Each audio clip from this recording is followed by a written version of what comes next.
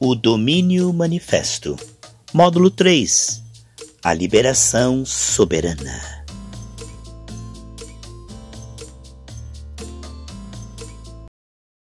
A paz do Senhor Jesus Cristo, queridos e amados irmãos. Que a alegria, o amor de Deus seja inundando os nossos corações enquanto meditamos na preciosa, viva e eficaz Palavra de Deus. Minha Bíblia está aqui aberta em Romanos capítulo 1, versículo 10 até o versículo 12, tá? Olha só. Pedindo sempre em minhas orações que em algum tempo, pela vontade de Deus, se me ofereça boa ocasião de ir ter convosco. Porque desejo ver-vos, para vos comunicar algum dom espiritual, a fim de que sejais confortados, isto é, para que juntamente convosco eu seja consolado pela fé mútua, tanto vossa como minha. Que versículos extraordinários!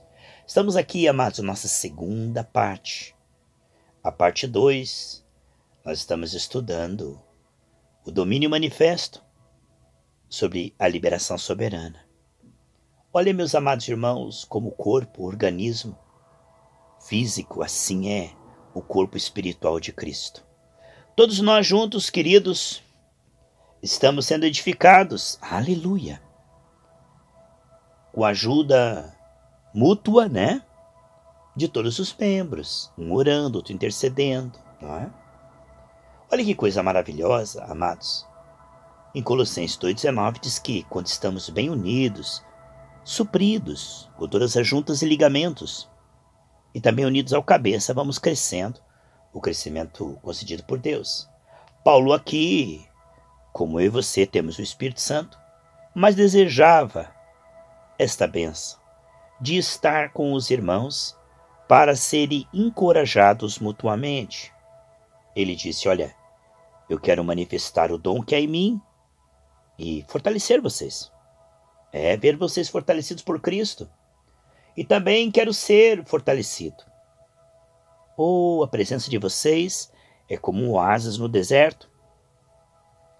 A amizade de vocês, o amor de vocês me faz bem.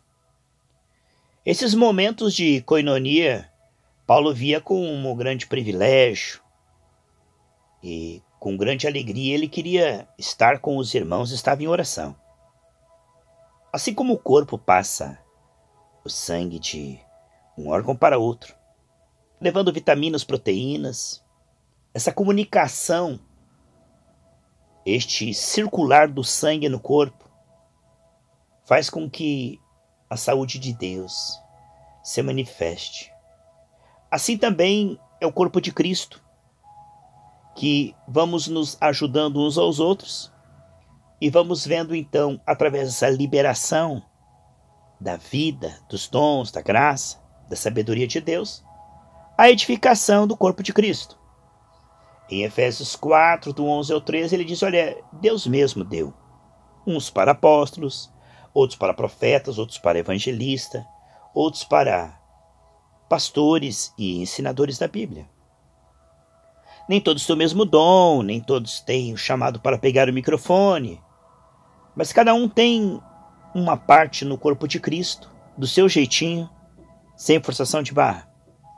Amados, nunca devemos nos sentir constrangidos ou forçados a nada.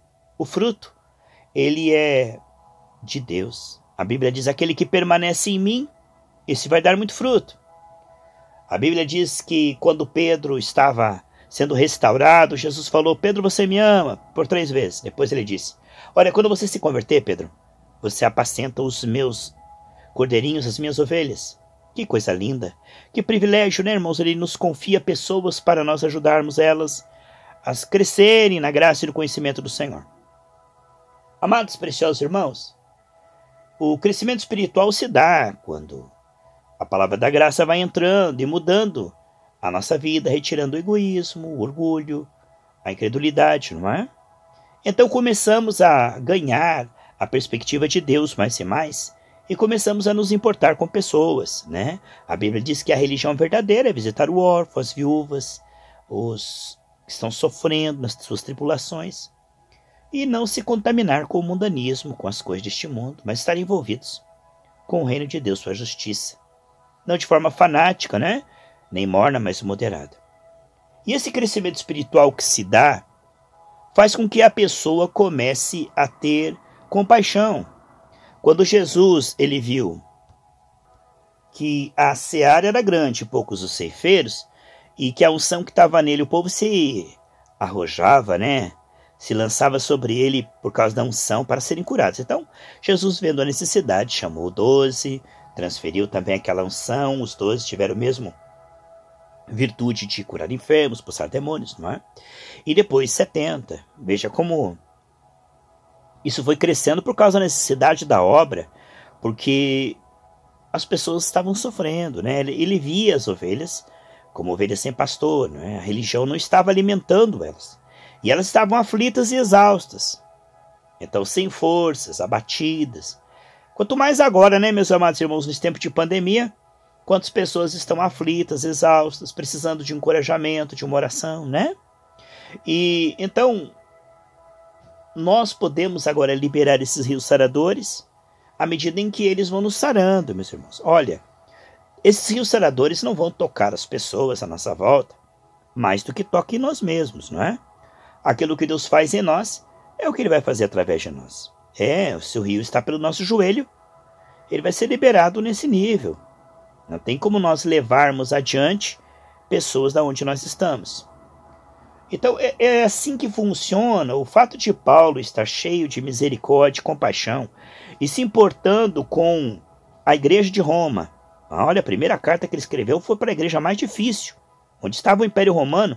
As pessoas estavam morrendo pelo Evangelho. Se recebiam Jesus, corriam o risco de morrer, ele e toda a sua família. Era uma igreja que arriscava a sua vida por Cristo e que não via sua vida como preciosa, mas que estava no lugar mais difícil, ali onde estavam os Césares, né? Então Paulo começa a sua primeira carta teológica pela igreja de Roma e ele deseja estar lá. Ele deseja não apenas ser canal de bênção, mas ele reconhece a sua fragilidade, humanidade, dizendo que também quer ser abraçado, encorajado pelos irmãos de lá, que havia naqueles irmãos algo de Cristo para chegar até Paulo. Essa troca sadia, saudável do organismo chamado corpo de Cristo. Vemos que este amor de Paulo por todos os irmãos em Roma era recíproco, pois os irmãos também desejavam a visita de Paulo para juntos recriarem a sua alma e terem um tempo espiritual de fortalecimento. É um grande privilégio podemos nos encontrar com os irmãos, seja presencialmente ou através da internet, e essa troca é muito saudável, aonde cada um com o seu dom está fluindo os rios do amor de Deus. Nessa série que estamos agora, o módulo 3, sobre essa liberação soberana, o fluir do Espírito, e que essas águas possam subir profeticamente na minha e na sua vida, e possamos, por onde passarmos, seja no mercado, na frutaria, no colégio, né? Estarmos bem atentos de que Deus quer tocar vidas. Isto segundo a nossa maturidade. Por quê? Alguns crentes são imaturos a vida toda. Eles vão ser salvos. Mas eles não são proveitosos para nenhuma boa obra, no sentido de que não tem galardão. Por quê?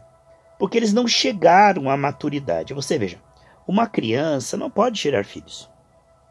Só quando ela chega à maturidade. É formado no homem e na mulher a maturidade a qual proporciona a eles a condição de gerar filhos. Então, um crente imaturo, ele é salvo, mas ele não se importa com ninguém, né? O máximo que ele pode fazer é ser salvo, é ir na igreja para buscar para si mesmo. Isso pode ser cíclico, né? A vida toda.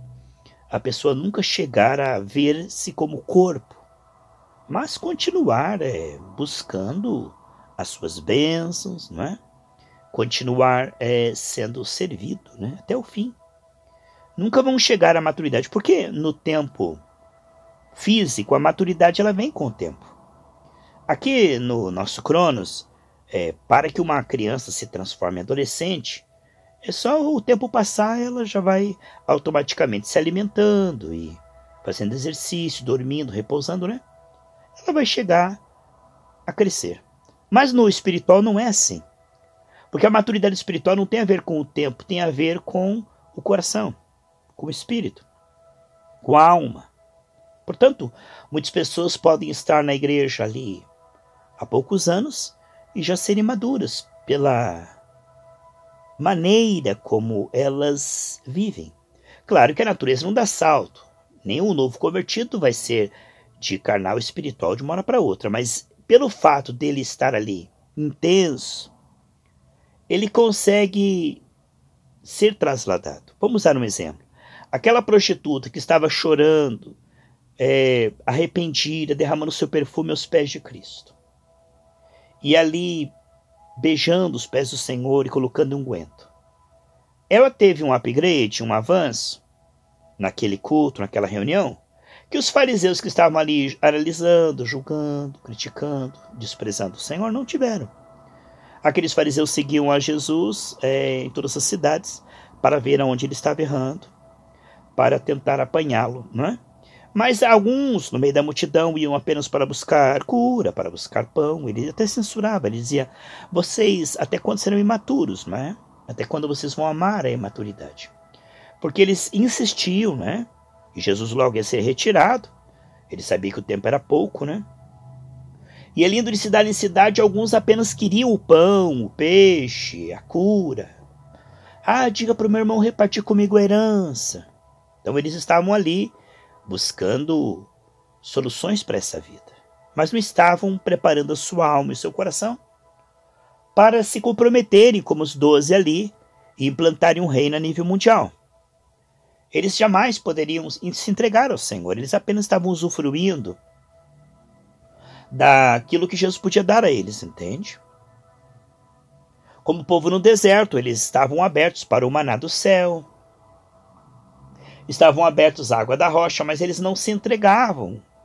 Por isso, eles logo se entregaram à carne, à murmuração, ao pecado, ao bezerro de ouro. Quando o homem se torna insatisfeito com Deus, o inimigo vai oferecer o mundanismo, o pecado, as distrações, as paixões para substituir aquele vazio.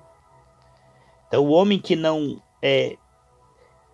enche-se da palavra de Deus, né? A Bíblia diz, habite em vocês abundantemente a palavra de Deus. Logo, a sua alma faminta vai querer a migalha dos porcos. Então, há muitas pessoas que estão na igreja e que elas não têm a liberação do Espírito porque não estão cheias. E o tempo não fará com que elas estejam cheias. Esse derramar do Espírito para a alma tem a ver com quebrantamento, como o pastor Riclave pregou, arrependimento sincero, né? A limpeza do coração para ver a glória de Deus. O que vocês veem, meus queridos e amados irmãos, é que a imaturidade ela é regra. A maturidade, chegar à maturidade, é uma exceção. Quando um chega à maturidade como Moisés, lidera uma nação inteira para fora do Egito. Não é? Quando a maturidade chega num Josué, chega num Davi, num Abraão, chega num José no Egito, num Paulo, num Pedro. É sempre pessoas que ganham essa visão andando com Deus e que então passam a ser canal de bênção. Como Davi, diante de Golias, de tanto ele adorar a Deus, ele percebeu que Deus era com ele, como Sansão. É um aqui, um ali, um aqui. Né? Quando o mundo inteiro estava se perdendo, Deus olhou e viu a Noé. Então isso é uma exceção? É uma exceção. Quando falamos da liberação do Espírito, significa que do que transborda no coração, disso fala a boca. Ora, para transbordar o coração, a maturidade, estar cheio, a ponto de, junto com a sua voz, sair virtude, é um trabalhar de Deus no nosso caráter, na nossa alma. Porque enquanto somos imaturos, continuaremos brigando uns com os outros, invejando uns aos outros. Enquanto somos imaturos, estaremos pensando apenas no dinheiro, estaremos apenas pensando nos prazeres da carne, nas distrações, na preguiça, no mundanismo, nos ídolos, entende? São assim, imaturos, como crianças mimadas, imprestáveis para toda boa obra. Agora, quando um se converte, o véu se tirará. 2 Coríntios 3,16. Quando o véu se retira, então começamos a compreender que há uma seara e um Senhor que conta conosco. Almas que estão sofrendo, que Deus quer consolar, curar, libertar. Quando Deus diz Isaías, a quem enviarei, quem há de ir por nós? Logo após ser ungido Isaías, Deus olha para ver se essa unção pode ser passada para frente. Porque o Deus que foi bom conosco quer ser bom através de nós. Mas Ele não nos forçará. Uma coisa que precisamos tomar muito cuidado, queridos, é não forçar, mas incentivar. Veja bem, eu já estive no início da minha conversão sendo empurrado a obras e isto é muito desagradável. Sabe o que é você forçar alguém a fazer algo para o reino? É a pior coisa que você pode fazer. Não se deve pedir fruto aonde não há fruto. Jesus chegou numa figueira, não havia fruto. Entende? Então você não pode pedir para as pessoas a fazer algo que não está saindo delas, porque o fruto é gerado pelo Senhor, entende? Por exemplo, você não deve pedir para as pessoas. Eu já errei nesse ponto, quero pedir perdão aos irmãos. Eu já pedi para os irmãos, ô irmão, grava um áudio de oração aí, um testemunho, porque as pessoas estão aí na pandemia em casa, né? E esse testemunho pode ajudar alguém. Mas isso jamais pode ser uma forçação de barra, entendeu? Ô irmão, faça um estudo aí. Não, a gente deve entender que nunca devemos pedir que as pessoas façam nada que elas não queiram ou que elas não estejam motivadas ainda, entendeu? E cada um tem o seu dom. Às vezes o dom do irmão não é gravar áudio, é receber alguém em casa, é aconselhar um a um, né? Então nem todos estão aí para gravar áudio, nem todos estão aí para fazer isto. Então eu errei neste ponto, confesso para os irmãos. A gente acaba sendo assim, né? A pessoa que ela ensina a Bíblia, ela quer que todo mundo ensine a Bíblia, mas nem todo mundo no corpo de Cristo é chamado para ensinar a Bíblia, né, irmãos? Geralmente quem é evangelista quer que todo mundo saia na rua evangelizando, né? Vamos evangelizar. Mas nem todo mundo é evangelista, cada um serve a Deus do seu jeito, né? Cada um tem a sua participação. Então a gente erra neste ponto. Eu errei. E na verdade fiz muito mal em pedir isto. Mas eu estou aprendendo junto com vocês, não é? Então, a minha parte, queridos, é ensinar, estimular, incentivar, mas nunca forçar ninguém e nem colocar nas pessoas essa incumbência, né? Porque o fruto ele é natural, irmãos.